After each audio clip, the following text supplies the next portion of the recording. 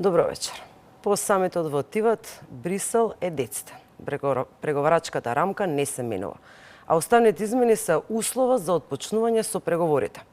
Вечерва ќе дебатираме со двајцата најгласни критичари на овој процес. Од една страна, амбасадорот Ристо Никовски, поранешниот амбасадор Ристо Никовски, кој тврди дека прифаќањето на бугарските услови е чиста дипломатска капитулација. Од друга страна, универзитетската професорка Мирјана Најчевска, која предупредува дека со овој чекор добиваме гаранција за агресивна бугарска асимилација. Каде заглави Македонија и кои се клучните ставови на моите вечерашни гости? Да го погледнеме прилогот и изјавите на политичарите по самитот во Тиват. Потоа се враќаме во студиото и ги отвараме сите карти. Кај кого е вината? Во бугарскиот камшик или во домашниот криминал? Останете со нас. Пораката од самитот во Тиват беше брутално јасна. Брисел не отстапува од преговарачката рамка, а уставните измени остануваат единствената бариера за Македонија.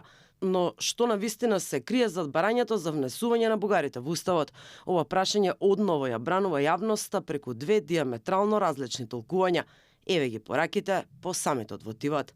Bulgaria is ready to help any country applying for membership, especially our brothers from North Macedonia. We have been waiting for them to fulfill finally the negotiation framework.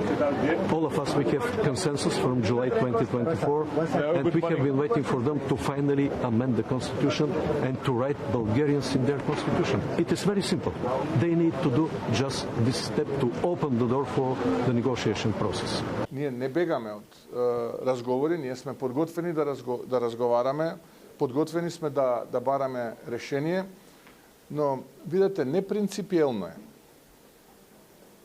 Бидејќи ги слушав вчера изјавите, да се повикувате на почитување на човековите права, нели, така кажа председателот на Бугарија, а на бирото да ви стојат 14 пресуди од Судот за човекови права во Страсбур и да не дозволувате македонската заедница во Бугарија да си регистрира невладина организација. Сака да седи на маса со Макрон и Мерц, но не сака дома да ја каже вистината на чекорот што мора и треба да се направи.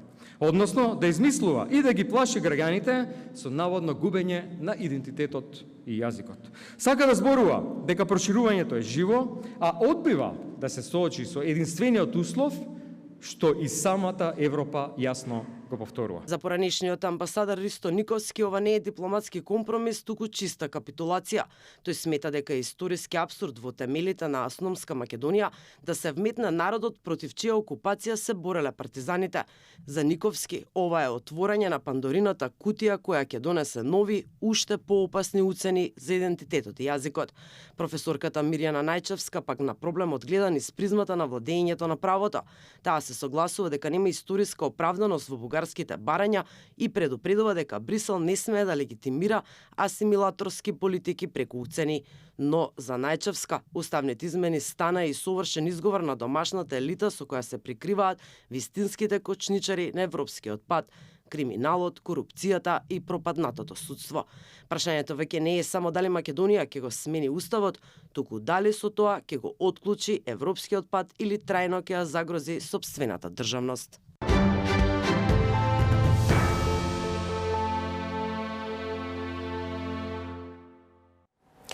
Како што и веќе најавив, вечерва со мене во студио е поранешниот амбасадор Ристо Никовски. Добро вечер. Добро вечер. И универзитетската професорка Мирјана Најчевска. Да не губиме време, јас би почнала веднаш. Ги слушавме изјавите на политичарите, го знаеме ставот на ЕУ. Видовме и домашната власта која е низиниот став. Ја слушнавме и опозицијата. Некако се вртиме во круг, уставни измени, меѓутоа, еве, било кој од вас нека почне, што може Македонија понатаму, после се ова? Дамите имаат предност, секогаш. Благодарам многу. Ја во повеќе наврати веќе го имам кажувано ова и сега би сакала уште еднаш да го повторам, а тоа е дека во однос на она што представува барање за уставни измени, ние треба да влеземе во една правна димензија. До сега се вртиме во круг заради тоа што цело време е политичка или партиски дефинирана таа димензија. дури во неколку наврати и премиерот Мицковски не се знае дали настапува од позиција на премиер или од позиција на председател на партија, затоа што изјавува дека промените зависат од ВМРО ДПМН. Или она што ќе го каже ВМРО ДПМН. Според мене, она што мораше да се направи до сега и она што се уште можеме да го направиме е топката да ја префрлиме во собранието на Македонија, односно во највисокото законодавно тело. Прво, таму да го поставиме вториот протокол и или да се усвои, или да се отфрли, заради тоа што тој втор протокол вистина нема правна позадина, нема правен легитимитет. И второ, самото барање за уставни промени и за внесување на бугарите во уставот да биде ставено на дневен ред пред собранието и таму да се гласа. А ако помине гласањето, ќе ги внесеме бугарите во уставот. Ако не помине гласањето, што е многу поверојатно, имаме правен легитимитет да настапиме пред Европската Унија и да кажеме во нашите институции, не како желба на некоја политичка партија, не како желба на неидентификувано некое тело на граѓани, туку нашето највисоко законодавно тело реши дека не можеме да ги внесеме бугарите заради конкретни вакви причини во уставот и тоа е завршена работа. Ајде да најдеме друг начин со кој што би можеле да ги помрднеме понатаму нашите пристапни преговори кон ЕУ. Мислите дека тоа ќе помине бидејќи Европска унија е децидна? Вие сте се нафатиле на нешто од 2022 и сега мора тоа да го испорачате. Мислите како имаме ние политички консензус и прашање на сите политички консензус. Добро, презрade преку собранието. Правна позадина. Да, и со тој аргумент ќе успееме да нешто не сме го пробале тоа. Така, значи, она што цело време ни го порачува Европска Унија е дека треба да има владење на правото и дека треба да функционираат нашите институции. Доколку ние понудиме нешто кое што е дел од она што представува владење на правото и дел од она што представува функционирање на нашите институции, автоматски ние ги поместуваме работите од она што представува политичко или партиско самоволие кон се она што е дел од вредносниот систем на Европска Унија. Вие, господине Никовски, што мислите, што можеме ние сега да направиме? На чисто сме после самитот. Прво, една мала реплика. Мислам, апсолутно сте во право, околу правото, нели така? И тоа треба секогаш и секаде да функционира. Ке ве подсетам дека на почетокот од 90-тите години, кога македонското прашање беше повторно отворено и ставено на маса, на председателот Глигоров, тогашниот француски председател Митеран и премиерот на Велика Британија Џон Мејџор директно и отворено му рекоа: македонското прашање не е правно, туку политичко. А разликата е огромна. Правните прашања се решаваат на правен начин, а политичките со сила. И тоа важи и денеска. Значи, тука е тоа и таа истата политика на Запад се спроведува и денеска, како и во 90-тите години. Тука да немаме никакви дилеми. Меѓутоа, во врска со вашето прашање, знаете, ние се наоѓаме во една ситуација која е апсолутно јасна, меѓутоа не се разбира од нашите политичари. А прво, ова како се однесува нашата опозиција е жалосно, зашто тие покажуваат не знам, фундаментално непознавање на работите, затоа што мислам према мене лично дека сака да ги одбранат своите претходници, кои ја доведува државата во еден тежок тунел, во еден тежок ќорсокак и да почнеме да на клучното. Нели, Македонија е соочена со ултиматум, или ги го менуваш уставот, или нема преговори. И сите мислиме дека уставот е клучен. Не е клучен уставот. Клучен наш проблем е преговарачката рамка. Али еве да почнеме од уставот. Македонија утре да го смени уставот. Задутре тоа да важи. После недела дена, 3 дена да ги почнеме преговорите. Да ги завршиме за 3 месеци. Све ова е хипотеза, разбирате, невозможна. И што мислите, ќе завршиме работата? Нема. На крајот од денот, кој ќе завршиме преговорите, кој ќе подпишеме тој протокол и договор со Европската Унија, оди на ратификација. И што мислите? Бугарското собрание ќе изгласа наше членство во Унијата, ако не прифатиме дека сме бугари по род, и сите ние овдека, разбирате, и другите, ако не прифатиме дека нашиот јазик е дијалект на бугарски, дека не прифатиме дека историјата е заедничка, односно бугарска. Никогаш нема да се случи тоа. Значи, таа опција е апсолутно надвор од умот. Да, меѓутоа што еве да се направи? Кој е планот Б? Затоа и најчесто го спомна овој вториот протокол, нашата судбина, ако сакате моментално, е во вториот протокол. Али прво се вратиме на преговарачката рамка. Преговарачката рамка, каква што е сега формулирана, разбирате, со наша согласност. Македонија формално не ја прифатила, али дава согласност, разбирате. Исто како што дава согласност да го менуваме уставот. Ако некогаш и некаде нешто прифатите, или го исполнувате, или се повлекувате. И сега доаѓаме на вториот протокол. Вториот протокол е тотално нелегален документ, од сите аспекти. Никој во државата тој втор протокол не го одобрил. Никој. Тоа беше све заврзлама манипулација во собранието околу францускиот предлог. Францускиот предлог беше даден во собранието на една страница, тој има 22 страници, разбирате. Собранието гласаше без да го знае него, без да се спомнува некој втор протокол.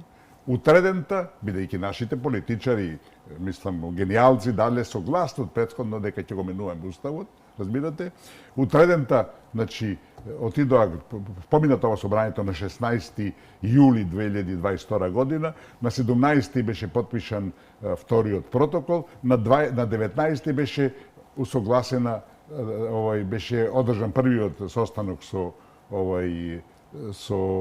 меѓувладин состанок меѓу Македонија и Европската Унија, со која, нели така, формално беа започнати преговорите, со услов дека, ако кој ќе го менуваме уставот, ќе продолжат тие, нели така. И сега да се вратиме на тоа, вториот протокол не е протокол записник, тоа е нов договор. А и во самиот договор за непријателство со Бугарија од 2017 година стои било каков амандман на тој договор за непријателство мора за било каква реформулација, дополнување и така, мора да оди на повторно разгледување на двете собранија, односно на нова ратификација. Тоа не е ратификувано. Значи, тој е апсолутно нелегален. А сега уште една работа која нашата јавност не ја знае. Таа преговарачка рамка на која сме дали ние согласност со така наречениот француски предлог, тоа не е никој француски предлог, тоа е договор меѓу Ковачевски и Петков, разбирате. Двата премиери се договорија, нашите капитулира и Франција која беше председавач со Европската Унија во тој период, разбирате, сакаше да го заврши се тоа и на 30 јуни 2022 година, последниот ден од француското председателство, разбирате, во Брисел беше дефиниран, финализирана нашата преговарачка рамка на 30 јуни 2022 година. Во преговарачката рамка, клучен и главен е вториот протокол. Знаете кога е подпишан вториот протокол? После 3 недели. А тој фигурира во преговарачката рамка. Тоа се такви манипулации. Да, ма знаете, беше тука кај нас и Антонио Кошта, председател на Европскиот совет. И во неговата изјава може да препознаеме се уште стојат како услов уставните измени. Оставете го Кошта, разбирате, Кошта нема никаква власт. Ние мора, како Македонија, како држава, мора да направи нешто. Да го нешто. расчистиме до крај. Значи, во преговарачката рамка, 3 недели пред да биде подпишан вториот капитулански, педавнички протокол, разбирате, кој е нов договор со Бугарија, не ратификуван, разбирате, тој се споменува, на него се повикува преговарачката рамка и тој е клучен. Не само тој протокол, него и сите што ќе се подпишуваат понатака. Ние да не после тоа, затоа што Македонија веќе види дека не може да игра на таа погрешна карта, разбирате. Така да, тоа е суштината, разбирате. И ние, значи, ако не се повлечеме од вториот протокол, со вториот протокол автоматски отпаѓа и ултиматумот за промена на уставот, видите, тамо некоја, да не речам што подпишал дека ќе го менуваме уставот, А имат 3 процедури во нашата уставна процедура, како се менува уставот. А некој потпишал во странство со странска држава. Тоа е предавство, тоа е капитулација, разбирате. Значи, ако го повлечеме вториот протокол, автоматски отпаѓа ултиматумот за промена на уставот, автоматски отпаѓа преговарачката рамка со која де факто Македонија никогаш нема да влезе во Европската унија. Според тоа, ние сме на потек, само тоа е излезот од ќорсокакот и пак да се вратиме на тоа. Ние сме прифатили дека ќе променуваме уставот, ние сме се согласили со преговарачката рамка, разбирате, и ако сакате да одите понатака, а имате пречка, не пречка, имате брана од 150 метра висока, разбирате, која не можете ни да ја догледате, камо да ја прескочите, вие или ќе го исполните тоа, или ќе се повлечете. Македонија нема друг избор, освен да се повлече што поскоро вториот протокол, додека не е доцна. Сакате да ми кажете како го направиме ова или најчевска вие како што велите во собрание, ние ова ќе си пројде во Европска унија во ред, нема да има уставни измени и единствен начин на кој што можеме да се спротиставиме на тоа што амбасадорот го спомнува како политички решенија, политичка игра е барање за ригидно почитување на правото. Значи, тоа е нашето оружје.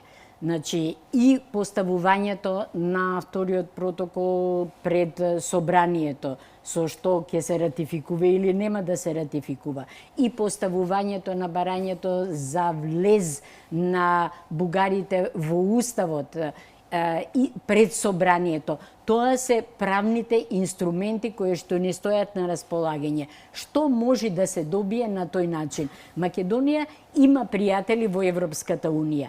Ги имаше и пред составувањето на овој француски предлог и пред составувањето на тој и подпишувањето на тој втор протокол, како што се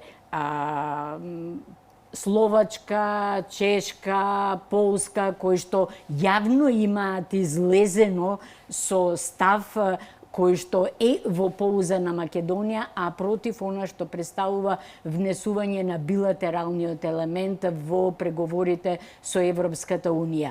Со внесување на правото ние ќе им дадеме можност на тие наши пријатели на што да се повикуваат. Во моментот тие немаат на што да се повикаат, заради тоа што се е сведено на она што представува различно прифаќање или неприфаќање од одредени партиско-политички структури во Македонија. Мора да имаме јасна одлука, јасно нешто кое што поминало преку највисокото законодавно тело. Кога ќе имаме такво нешто, ние им даваме шлагворд, ние им даваме основа на нашите пријатели таму во рамките на Европската унија да почнат да се застапуваат за нас. Тоа е таа сила на правото. Наведум изгледа невозможно, меѓутоа во моментов, според мене, тоа е единственото оружје кое ни стои на располагање. Не се согласувам, видите, од една основна причина. Проблемот не е кај нас. Да, тоа ми беше следното прашање. Кој е виновен што ние сме сега во оваа ситуација? Проблемот е прво во Брисел и второ е во Софија. Значи, Брисел и Софија постигна феноменален успех. Ние прифативме работи кои се апсолутно надвор од умот. Тие, за било кој начин, нашето собрание донесе едногласна резолуција, декларација, не знам каков став и сакате дека вториот протокол не важи. Тоа никога не обврзува. Ситуацијата, одлуката е во владата. Владата го потпиша тој втор протокол на нелегален начин. Да, И за тоа треба се одговара, разбирате, кај нас не функционираат службите. Обвинителство треба да покладе постапка кој, како и зашто потпишал таков протокол. Тоа е предавнички. Фундаменталните интереси на Македонија се продадени со тој протокол. Значи, повторно доаѓаме до правото. Ако некој некого го силува, проблемот не е во силуваниот, туку во силувачот. Правото е тоа кое што може да застане во одбрана на силуваниот. Ние како држава во ниту еден момент не ги искористивме институциите и не го искористивме правото. Туку цело време настапуваме од позициите на две политички партии кои што меѓу себе цело време се препукуваат и автоматски во ЕУ се добива јасен впечаток дека во Македонија не функционираат институциите, не функционира правото, туку се е прашање на договор со некоја од политичките партии која што во моментот ќе биде на власт. Не смееме тоа да го дозволиме. Ајде да пробаме да го поставиме на дневен ред во собрание внесувањето на бугарите во Уставот и да донесеме одлука на собранието.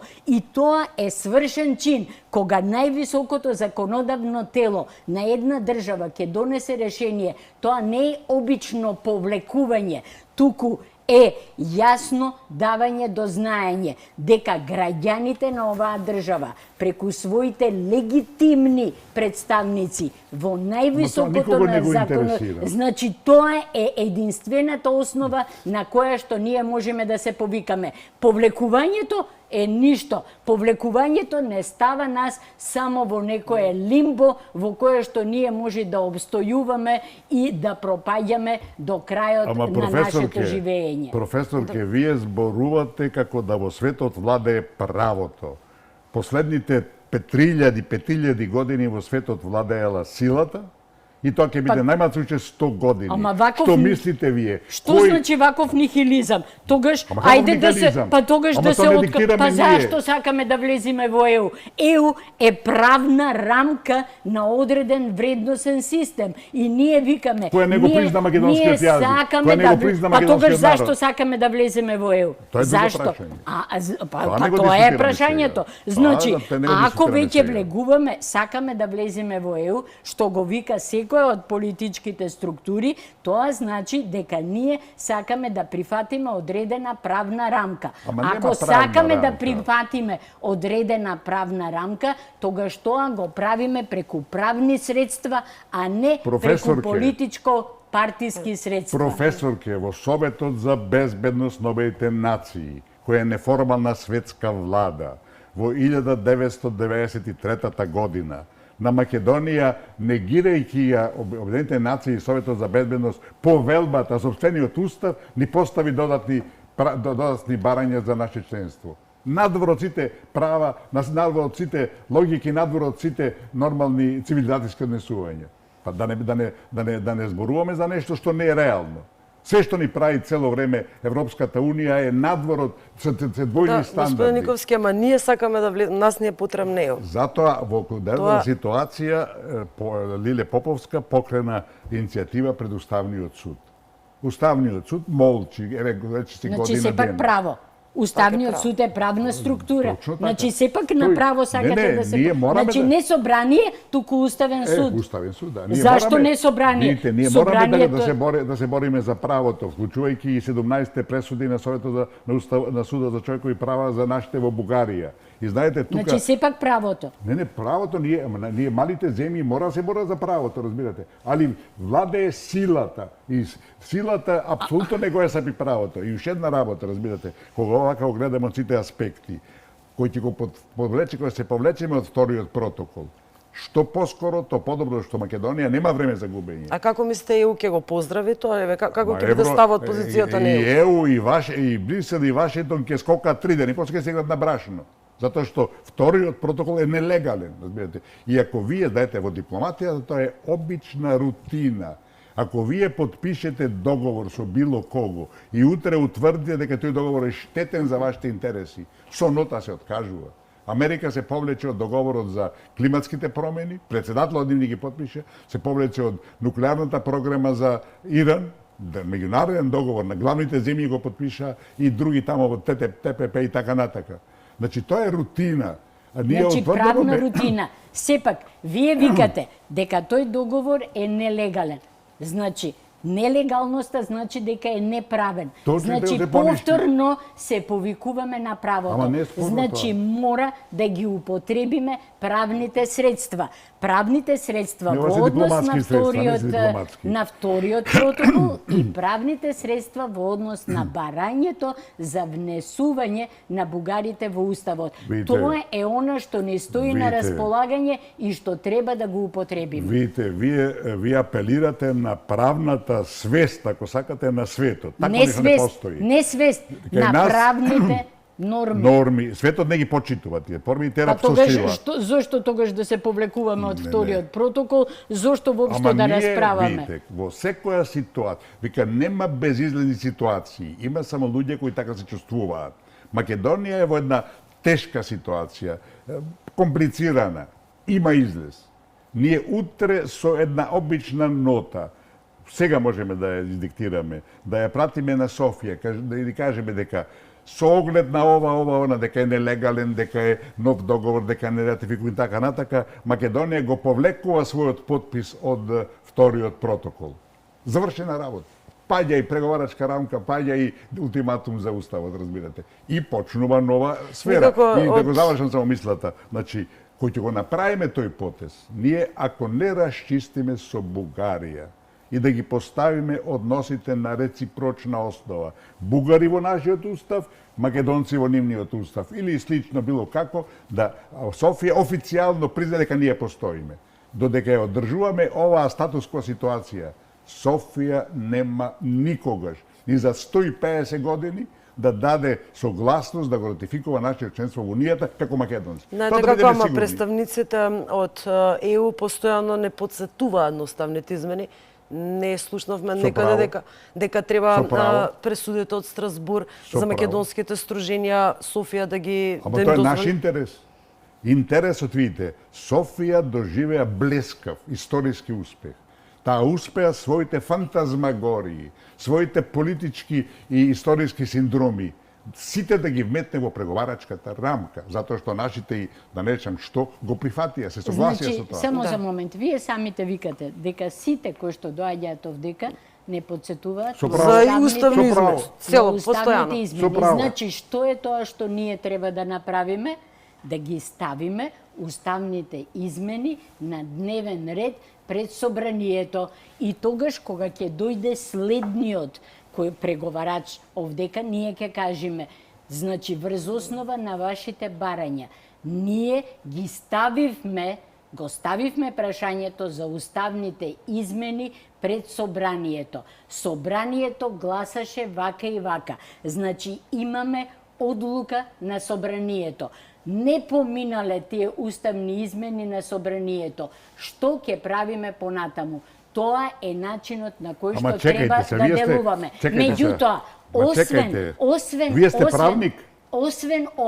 Освен ова, значи, ова е едниот елемент кој што ни е проблематичен во чекорењето кон Европската Професорке, Унија. професорке. Вториот елемент е тоа што ние во моментот, вака како што се развиваме, сме непосакувани. Значи, еден Исланд е посакуван, така? Една Канада е посакувана.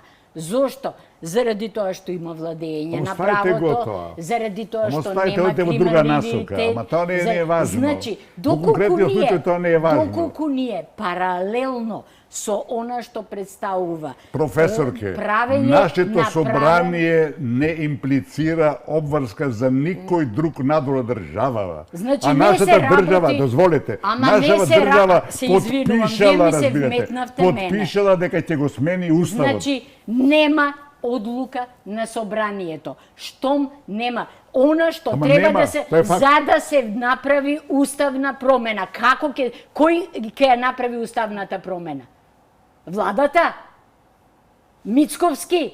Министерот за надворешни работи, уставната промена може да ја направи само собранието. Само собранието е релевантно за надворешниот фактор.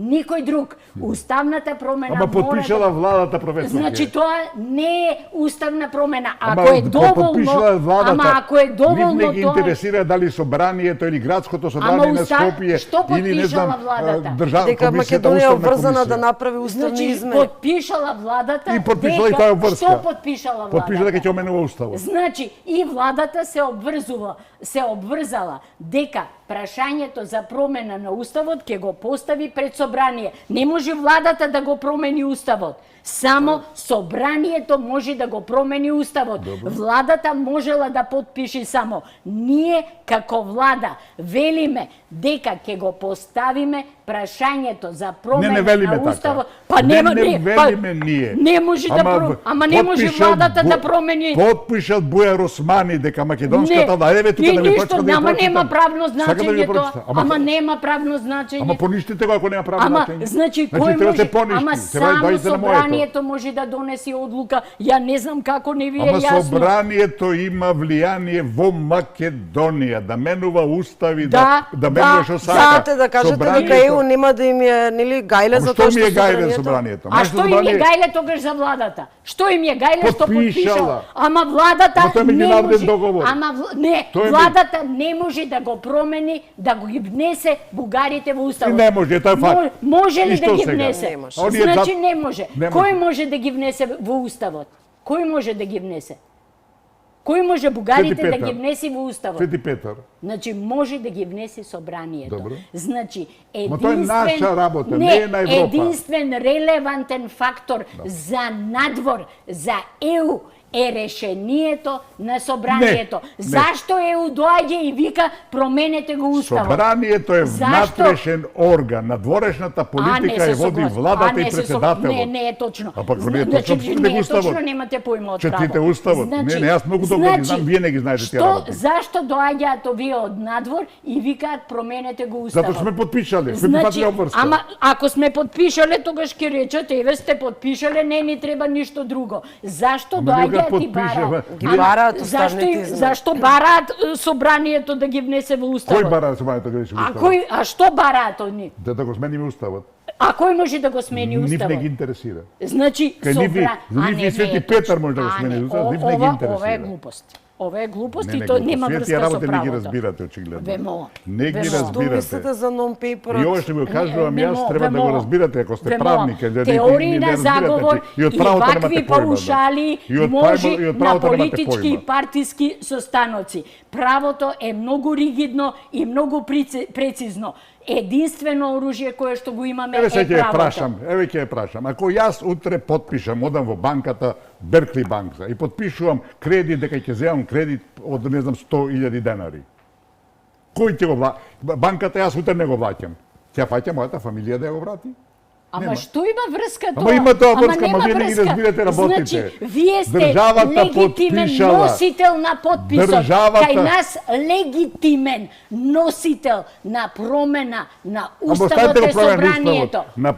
на дворешната политика О, во Господи, Македонија. Не е точно. во Тоа не е точно. Која води Тоа не е Која точно. води македонската Значи политика? собранието е тоа кое што може да реши за склучување и Ама оставете го несклучување на собранието. договори. Собранието за нема менување никаква на граници, како на така? меѓународен план собранието А, може не е да точно. соработува со Ау. собранијата. Па зашто тогаш бараат да се промени уставот преку Македонија, собрание? на Македонија, на дворешната политика на Македонија точно. ја води владата и Не. председателот. Не е точно. Кој ја води? Не е точно. Ама кој ја води, кажете? Значи, кој ги создава законите врз основа на Ама кој ставете што... ги законите, тоа се внатрешна работа. Владата, Зборуваме за надворешна а не, политика. Па не ги владата разбирате и работите. председателот ги извршуваат наредбите на собранието. Зашто се вика извршна власт. Значи не може владата сама да си смисли Ама нешто. ете, смислила и подпишала. Владата Смислила и подпишала. Значи подпишала, ама тоа мора да помине ни собрание Ама не за да поминало. доби. Па не поминало. Затоа што е Значи криминал. нема Тоа е политички криминал. Ама значи И нема тоа треба да се правен одговара. легитимитет. О, Господи ама тоа Боже. велам јас. Ама вие сами со себе си Ама противници. знаете, нема вие правен сами не легитимитет, разбирате. Јас ама ви нас велам не дека усво. Со тоа себе- нема ве легитимитет. молам, ве Вториот протокол нема Сами со себе си легитимитет и треба се противречите. повлече. Вие викате Немам дека не. немам намера да се расправам. За нон-пейперот новиот на Макрон и Мерц, што мислите, дали тоа ќе донесе нешто, некоја позитивна вибрација од ЕУ? Знаеме дека нема нели Видите, формални импликации. Го допревте Тиват. Тиват ќе се памети уште долго време. Тиват покажа многу работи. Единствена позитивна е што веќе е јасно дека Црна Гора ќе ја примат во Унијата, за да покажат дека нели така не е мртво проширувањето и се друго останува да сме живи и здрави, разбирате. Втората позитивна со негативен карактер вест или информација од Тиват е дека Европската Унија на крајот отворено кажа дека проширување повеќе нема да има. Протокол, односно non-paperот, знаете, non-paper сите го викаат документ, non-paperот не е документ. Затоа се вика non-paper, значи не е хартија тоа, разбирате. И ова е втор, да се разбереме. Пред некое време, месец дена, Мерц излезе со еден нов прв non-paper кој се однесуваше на Украина за придружно членство, да учествува на сите конференции и така натака. Кога сватија дека не може да ја форсираат Украина, а Балканот да го остават во нели така на ќорсока ги на ѓубриште, сега излегува со нов овај non-paper, заеднички прв пат Макрон и Мерц, и тој се однесува на балканските земји и на Молдова, не на Украина. Првиот важи за Украина, разбирате. И со него, како што е замислен, иако јас го барав секаде, никаде го нема целиот текст на интернет, Ройтер прв го добил и го објавуваше и го документира. Има многу коментари во меѓународните гласила, медиуми, али никаде го нема целиот протокол, овој целиот non-paper. Со него, де факто, се форсираат земјите кои преговараат. Не се однесува тие што не преговараат, значи Македонија, Босна и Херцеговина и Косово. Се однесува на Србија, која е посебен случај ради Косово, се однесува на Албанија и Црна Гора, која А не мислите ли дека и Албанија ќе влезе? Јас лично се сомневам, тоа не треба да се исклучи само под силен американски диктат, што не е исклучен, разбирате, али јас лично мислам дека Албанија нема да биде примена за полноправна членка, ќе приклучат во овие нови предлози, не така за придружно членство да го наречеме, а Македонија, ради преговарачката рамка која има и ради диктатот за промена на уставот, кој во никој случај не смеме да го направиме, во никој случај, тоа значи прифаќање на бугаризација на македонците, значи Македонија де факто е ставена во една речиси безизлазна ситуација, затоа мора да се бара итно решение, бидејќи ако Македонија на некој начин биде вклучена во тој систем на придружно членство, тоа ќе значи дека прво дека мораме веднаш да го смениме уставот и второ дека нема веќе никаква шанса да го откажуваме вториот протокол и да се менува преговарачката рамка. А со таа преговарачка рамка, реков ќе повторно, никогаш нема теоретска шанса Македонија да влезе во Унијата. Какви се вашите впечатоци од самитот на Тиват и дали вие мислите дека Грција ќе влезе, Албанија не е дел од тој планот за растење? Црна Гора, да, се извинувам грешка. Црна Гора ќе влезе, Албанија не. Значи, јас мислам дека сите овие средби, сите овие non-пейпери и слично се пробни балони или барање на креативни решенија, заради тоа што постојат различни струи во самата Европска Унија, кои што влечат на ова или она страна, доминантна е во одреден момент една или друга, зависи од она што представува политичко структурирање на самата Европска Унија во моментот. Дефинитивно мислам дека се обидуваат да најдат некое решение со кое што би оневозможиле да остане Западен Балкан изолиран, односно со кое што Западен Балкан ќе биде како целина дел од она што представува европско структурирање.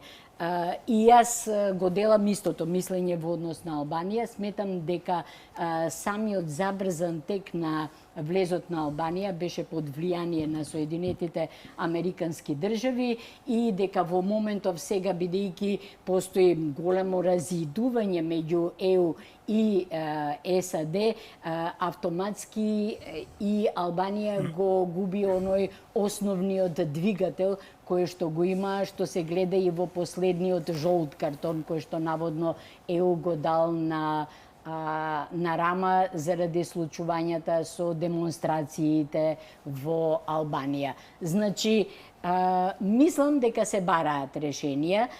Она што е наше, ние треба да ги направиме внатрешно елементите кои што подразбираат правна основа за да можеме да станеме дел од тие решенија малку повеќе под наши услови, а малку помалку под услови на Бугарија. Иначе, во секој настап на Бугарија, тие го подметнуваат тоа кое што многу често нашите политичари не го перципираат и не го адресираат, како што беше последната изјава дека ќе им помогнат на браќата од Македонија. Со тоа се имплицира дека ние сме браќа, само што имаме некоја говорна мана најверојатно или не сакаме да признаеме дека сме браќа и мислам дека треба дипломатски и политички да се реагира на секоја ваква инсинуација за да се спречи пробивот на идејата дека станува збор за некакви блиски односи кои што постојат меѓу македонците и бугарите и да се заборави она што представува историско наследство. Кој е според вас главниот виновник зашто сме во оваа ситуација? Претпоставам дека вашето мислење е дека ако исполниме реформската агенда и покажеме владење на правото, вие мислите дека ЕУ ќе го промени ставот и кој е главниот виновник што Македонија е во оваа ситуација? Значи, Македонија во неколку наврати во својот развој дојде до клучни места, до крстосници и мислам дека Македонија не искористи позитивната меѓународна конјунктура во која што се наоѓаше во одредени моменти. Мислам дека чекањето кое што и тоа јавно го имам кажано, кое што го форсираше председателот Глигоров на почетокот, всушност беше негативно за Македонија. Ние требаше малку поагресивно да настапиме во тој момент при издвојувањето на Македонија од СФРЈ. Второ, не го искористивме моментот на бегалската криза од Косово и нападот на НАТО врз Србија и слично, за да можеме да монетизираме, да бенефицираме од она што представуваше многу позитивна улога на Македонија во таа криза кога примивме над 3000 бегалци и слично, не успеавме тогаш да монетизираме. И трето, дозволивме со она што представува билатерален спор со Бугарија да стане дел од преговарачката рамка со тој втор протокол кој што е потпишан од Бујар Османи и според мене тој кој што треба да биде изведен пред суд за злоупотреба на службената должност и за велепредавство има име и презиме, бидејќи според она што постои како мое сознание, Бујар Османи во суштина нема добиено црно на бело ниту од владата тогашна, ниту од председателот пас или дозвола да го потпише тој втор согласност, тој втор протокол. Тоа си го направил на своја рака. Апсолутно. Пред некоја вечер, тогашниот премиер Ковачевски беше на телевизија, некоја го гледав и рече, го праша новинарката дали е тоа одлука и став на министерот, не рече, цела влада за тоа стои. Така нема, тоа треба да се испита, тоа треба да се испита. Не знаеме ние, има документи тајни, ако имаме ние јавно обвинителство кое функционира, треба да испитува едно чудо работи, затоа што направени се тешки предавства на држава. Затоа треба постапка, правна постапка против тој кој што го потпишал тој документ. Апсолутно се согласувам, тука нема дилема. Што мислите, дали промената на уставното име е завршена работа? Знаете, некако прво години бевме заглавени во тој билатерален спор со Грција и сите тие нивни барања. Сега никако, само што се заврши тоа, се отвори источниот сосед. Сега, дали се оправдани гаранциите што ги бара владата, бидејќи и ако се затвори овој процес, се може да се јави некој друг сосед и да има некои други прашања. Еве да хипотетички да сме оптимисти дека Бугарија нема да има нови вета, меѓутоа веќе има за акцијскиот план за заштита на малцинствата, за платформата Трите мориња. Ние уште ништо нема суставни измени, тие се продолжуваат со нивните вета. Видите, ако се направи најпрост мозаик на настаните кои ни се случуваат после распадот на Југославија и независноста, и да си со слаб вид, се ќе согледаш. Ништо не е случајно. Има една полушега, полувистина, вели, во политиката и дипломатијата случајности не се случуваат, разбирате. И тоа е факт. Значи, се од почетокот на распад на Југославија до денес е сценарио. И јас, ако сакате, моето финално убедување да го кажам, е дека Европската Унија и Западот во целина нема намера да ја прими Македонија во Унијата, бидејќи и се тоа се игри кои ни се случуваат пак не случајно, разберете, цело време ќе го смениш името, па ќе смениш чевлите, па ќе кошулата треба да менуваш, па после капата и де факто целиот треба да се промениш. А бугарите уште одавна кажа Македонија може во Унијата, али без македонизмот. И таа политика не е нивна. Знаете, значи, за тоа сценарио, ние треба сме наивни да веруваме дека Грција не прекрсти и дека Бугарија ни го спорува името, односно јазикот, историјата, националност и така натака. Тоа не е точно, разбирате. Како може да замислите дека Софија успеала во преговарачката рамка да вметне сето тоа што не сонувале тие дека ќе го успеат? Тоа се политики многу пошироки. Вие спомнавте Глигоров, знаете, времето на Глигоров, јас тогаш работев активно во надвршната политика, беше најтешко од секогаш. Беше во прашање преживувањето на Македонија, разбирате. Објавија и грците објавија некои документи од 44-та година кои американците велат нема македонска нација, нема македонски народ. И тоа се спроведува многу често и до ден денеска. Значи се работи за една меѓународна политика на главните фактори, бидејќи влезели Македонија во Европската Унија и де факто завршува македонското прашање, не се затвара, него македонскиот народ се реафирмира и се прифаќа. И затоа јас се сомневам дека ќе го дозволат, бидејќи, велам, сите индикатори се точно спротивни од тоа. Ние имаме ситуација кога вие се борите за правото, јас се борам за правото, малите земји нема друг избор. И ден денеска, што се случува во Европскиот парламент деноиве? Избриша македонски народ, избриша од извештајот на Вајц македонски јазик, разбирате. Па тоа не е Бугарија, тоа не е... Тоа значи дека ние треба како народ да се откажеме од свој идентитет за да влеземе во европското Тоа се бара од нас, али затоа ние, ако застанеме цврсто, прво, голем хендикеп ни е поделбата, разбирате. Тоа што го заговара опозицијата е де факто капитулација, и тоа капитулација онака на голема врата, разбирате. Значи, прво ни е потребна единство, макар минимално внатрешно, што е невозможно во моментот. Второ, власта мора, знаете, со промената на власта во Македонија пред 2 години е променет вокабуларот, се променети некои односи, понижувањата кои ги трпевме и де факто плукањето на кое бевме цело време изложени го прекина, разбирате, на еден начин, али знаете сега треба акција. Значи вокабуларот е променет, се промени политиката на дворешна наша, али дока нема акција, со зборови знаете создавате атмосфера, создавате ветувања, ништо не се решава. Сега треба акција. А акцијата мора да се сведе на повлекување на вториот протокол. Македонија нема друг излез. И дај Боже да Уставниот суд кој не покажува некоја јавна спремност, го тоа стави на дневен ред и покаже дека е нелегално и автоматски се решава проблемот.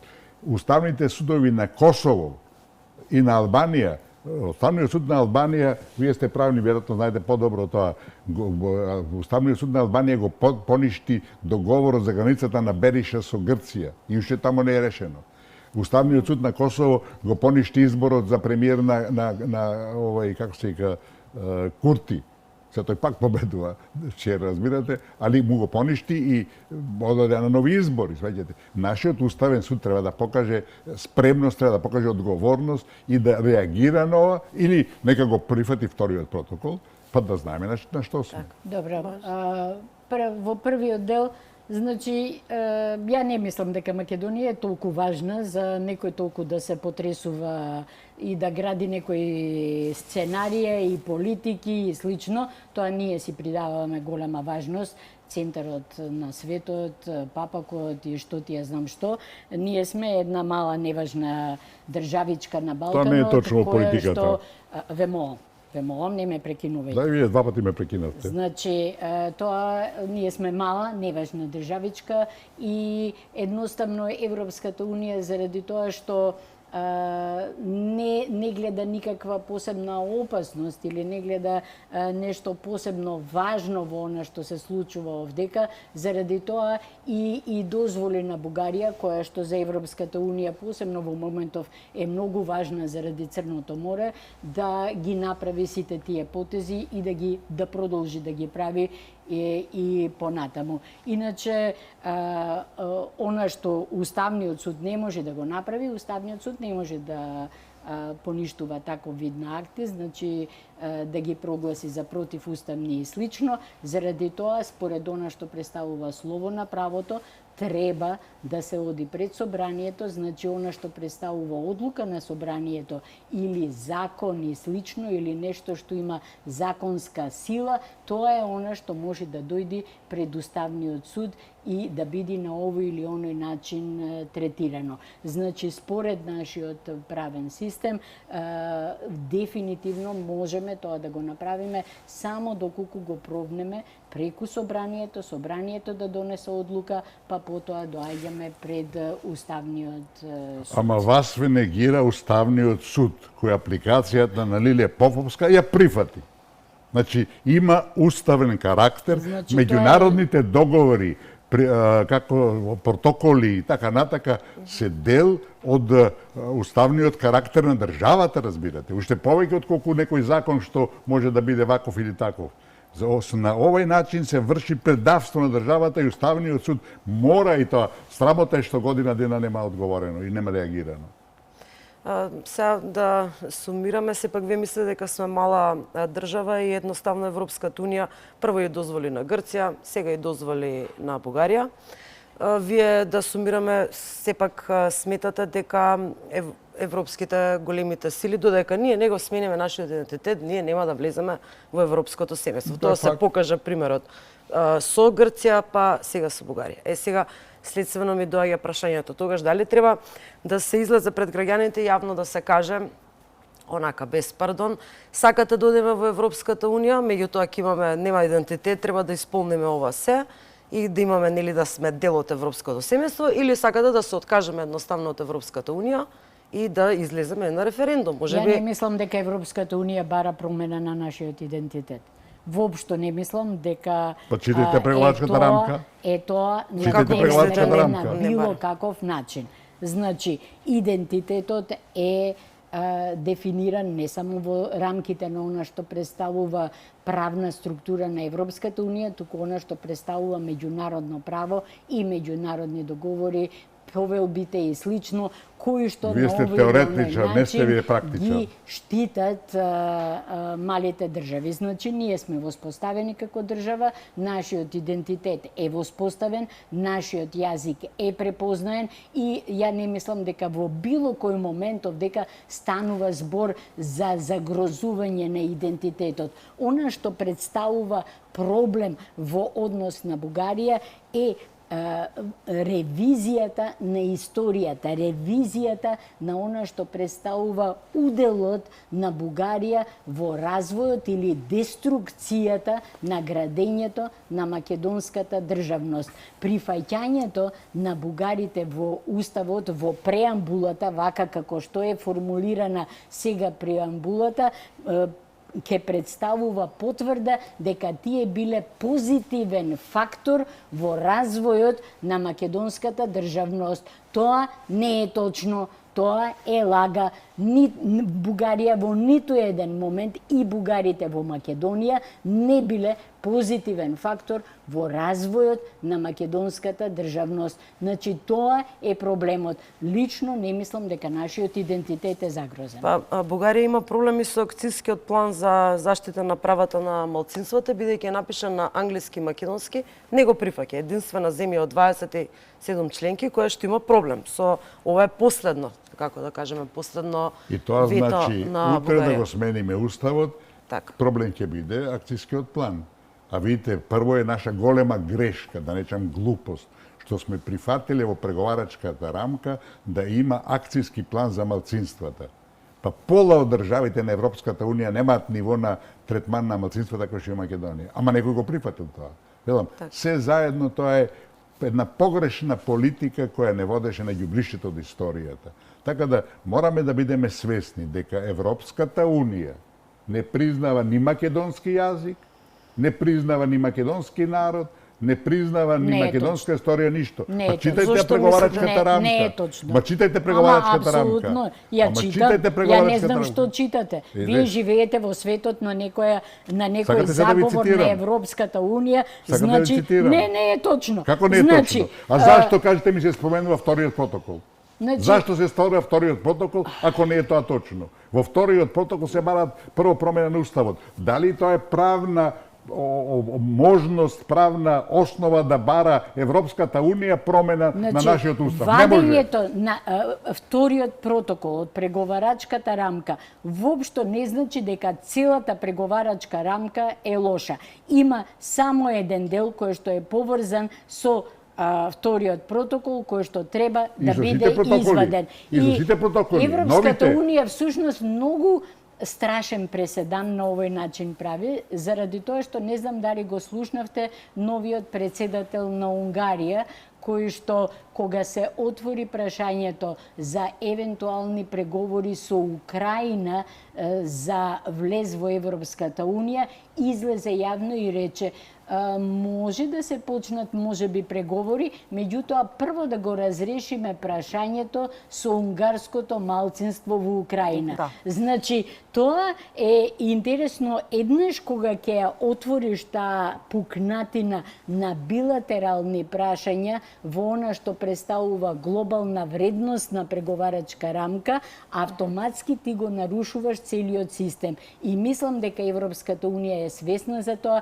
и се обидува да се извлече од таа стапица. Видите, само две работи околу преговарачката рамка. Во неа, тоа се 4 документи. Од рамката, заклучоцина и така натака, не е важно како се вика договор, тако. Во еден од тие пишува, вели, околу македонскиот јазик, рече, двете страни поднесоа своји посебни известувања и Европската Унија ги зема во предвид. Бугарското писмо вели нема македонски јазик. Значи, Европската Унија во процес на преговорите го зема во предвид тоа писмо. Знаете, ако во дипломатијата, ако нешто само сакате да го игнорирате, така че се го нотираше тоа писмо, кој ќе го земеш предвид, тоа е на маса. Значи, нашиот јазик во преговорите со Европската Унија е на маса. Нашите се фалат дека Европската Унија дека Грција, односно Бугарија, прифатила македонски јазик за Фронтекс, разбирате? Тоа е апсолутно надвор од умот, бидејќи непотпишувањето кое траеше година-две на Фронтекс, кој беше интерес на Европската Унија, разбирате, не го потпишуваше договорот со Македонија, де македонскиот јазик. Кој го игнорираше? Европската Унија. Бугарија блокираше, ама Европската унија не може да игнорира јазик на една суверена држава. Го игнорираше. И сега го потпиша, бугарите го поголта, бидејќи Европската унија не може да го негира нашиот јазик, разбирате. А Бугарија, ако го игнорира и не го прифаќа, тоа нејзина треба да изолираат неја.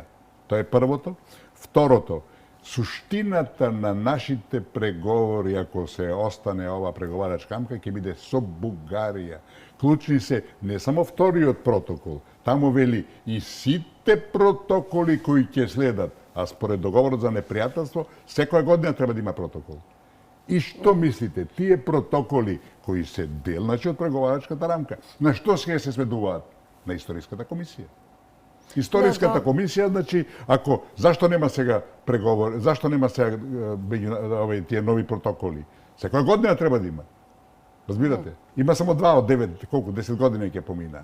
И сега, значи, ќе има протоколи само ако Историската комисија успее, а еве сега имаше ново завчера дека ништо не е договорено, а како ќе успее таа Историска комисија? Ако прифатиме дека Гоце Делчев е бугарин, ако прифатиме дека најчевска, што мислите ви ова за заедничкава историја, што бара Бугарија, Гоце Делчев, дека имаме заедничка историја? Ако нема протоколи, нема преговори. Ако има протоколи, тоа значи наши капитулации. Тоа е треба да се најведнаш да го разбереш тоа. Се на вториот протокол. Значи, вториот протокол е тој кој што треба да биде изваден од преговарачката рамка. Тоа може да се направи само со она што представува негирање на вториот протокол, односно одземање или неприфаќање на било каков легитимитет на тој втор протокол и автоматски тој мора да биде извлечен од преговарачката рамка. А пишувањето на заедничката историја е многу интересна работа, значи многу држави влегле во тој процес, тој нема врска со она што представува препознавање, признавање на државноста, на идентитетот и слично, и вообичаено е во рамките на историјата.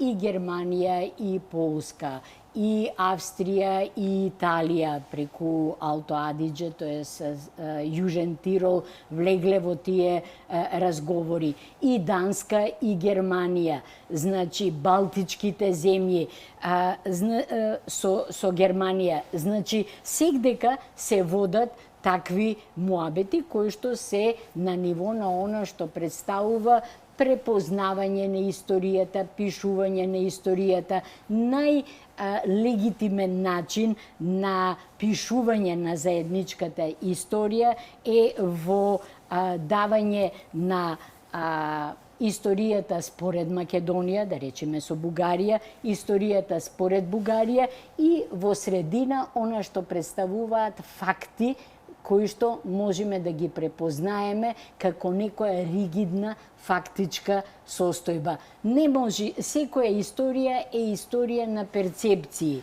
Значи, ние имаме одредени перцепции, бугарите имаат своји перцепции, не може тоа да биде дел од она што представува однос меѓу државите.